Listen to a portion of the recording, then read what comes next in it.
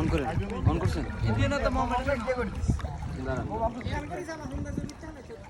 আপনারা দেখতেছেন যে আমরা অনেক খোঁজাখুঁজির পরে এরকম একটা বড় আশ্রয় কেন্দ্র পেয়েছি, যেখানে হচ্ছে গিয়া এটা গ্রাম সাইডে থাকার কারণে মানে একদম ভিতরে, জঙ্গলের ভিতরে এক কথায়। তো এখানে এখন পর্যন্ত আমাদের জানা মতে বা তাদের কথা থেকে আমরা যেটা বুঝতে পারলাম সেটা হচ্ছে গিয়া এখানে কোনো ত্রাণ বা কেউ কখনো আসে নাই।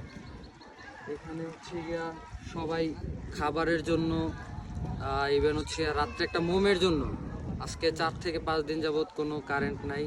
সবাই একটা মোম, 5 টাকা দামের একটা মোমের জন্য হাহাকার লাগাই দিয়েছে।